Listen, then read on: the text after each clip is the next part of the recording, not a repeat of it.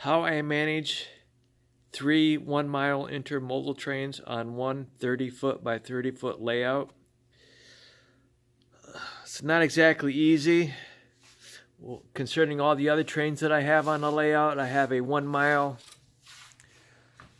BNSF coal train. I have a NS coal train that's 3/4 of a mile long. I have a lot of freight cars. I have a couple 1-mile long grain trains. But anyway, this is what I do. I've got 3 different levels. The Montana Rail branch line does not do intermodal. It's a short line. It's not set up for double stacks because this is part of the Montana Rail Links branch line, and double stacks cannot go underneath the bridge. I didn't want to elevate that track too much higher because it would have thrown everything off.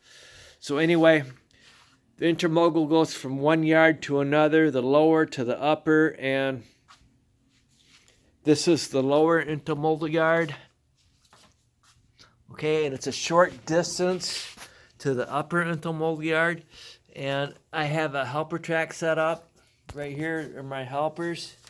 And to save time, I've already gone ahead and I put my helpers in this intermodal train because this intermodal train is long and heavy and it would not make it up the hill without string lining.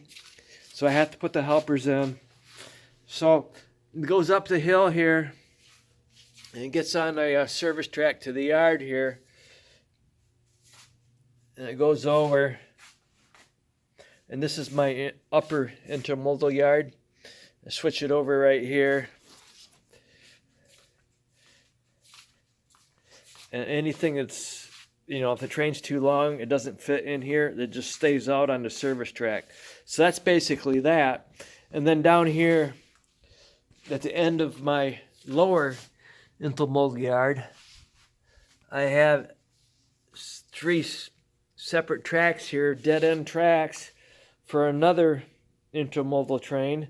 But the train was too long, so anything that wouldn't fit in here, I'll leave it on the consist of the locals, and I brought it up to the rail yard or someplace I could park it.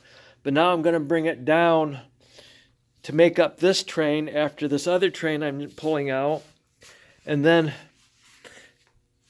on my lower yard, my service tracks, I have a whole intermodal train that is pulled by it consists of Union Pacific. So let me get this moving. All right, I've got the NS consist with 5 intermodal cars going down to pick up the rest of the intermodal. I have a CSX led, I don't know if you want to call it a BNSF train or whatever, but anyway, CSX is leading that. That's coming out of the intermodal yard, coming up to the upper. And then I have my Union Pacific intermodal coming out of a service track on my lower yard. And it will eventually end up here and come into the upper intermodal yard after I set this turnout. See how my turnouts are designed to be really cheap and simple to use? I don't buy any of those fancy electrical switches to switch tracks. As long as I can reach it, I will go ahead and switch it by hand. That's what these are. Okay, so let me pause again. I have a train meet right here. 2 intermodal trains. This one here is going down to the lower intermodal yard. And the CSX is still headed uphill to the upper yard. The reason why I'm pausing, because this would take too long and make a long video. So to shorten the length of time of the video that I have to upload on YouTube, I'm going to pause it. Alright, the CSX local is coming into the upper intermodal yard. The NS, whoop, pause. I must have an issue there. The NS is coming down to pick up the rest of the train for that one. And then the Union Pacific is coming uphill, and I have the confession I had to add a couple locos to this train because it was string lining. These are the mid helpers here. I had left it down on the lower yard without helpers on it, and I needed helpers to get up.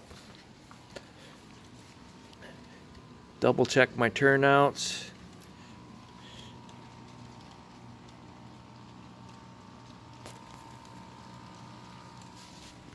It's difficult running several trains all by yourself. And I lost the headlight on that one. Lens decoder. Anytime I lose a headlight, it's a lens decoder. That's one of the reasons I don't like lens decoders anymore. TCS is the best, train control systems. NCE, I started with those. I had too many burnouts. I stopped buying them. And I buy used locals occasionally. They have Digitrax, but I don't really care for Digitrax. I just I'll run them if they has a decoder in them. So this is coming up to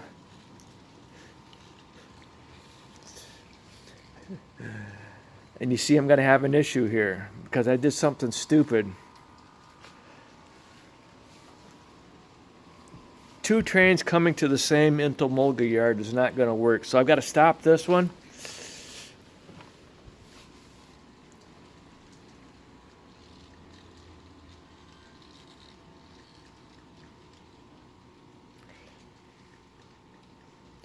Oh, that NS, I got to stop that NS too.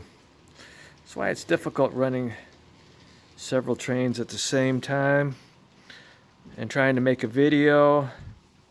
I don't know where that NS is now. But anyway, this train here, if I don't switch this turnout, we're going to have a head-on collision. So I switch that turnout and it'll come up. It'll end up in the yard. I want to, anytime I have an excess trains, I try to find an empty track in the yard. I got one right there. So we'll bring that up to there. Where's that NS at? I lost the NS.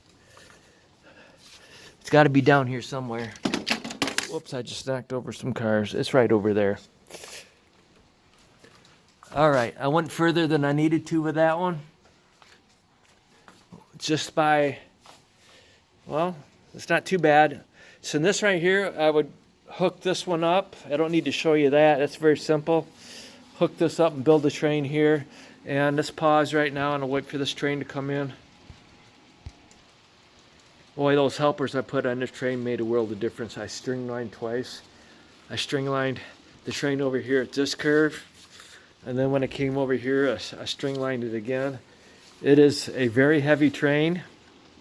The Walther's spine cars are heavy, but they stay on track. These Athearn well cars are made of plastic. They're not very heavy, and they don't stay on track very well. And what I've done with these is I've added lead weight to them. It makes them heavy, and the lead weight is really low, so it helps keep the car on track. But I still have issues with them, so we'll worry about that later. But anyway, coming in here, because I switched that turnout there, we're not going to have a head on there. So basically, I'd come into the yard right here. Let me go ahead and stop this train.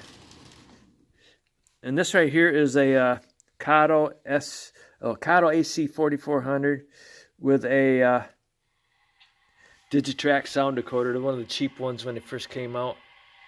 Doesn't sound that good. It's more annoying than anything else. Hear the horn? Sounds like something coming out of a plastic box.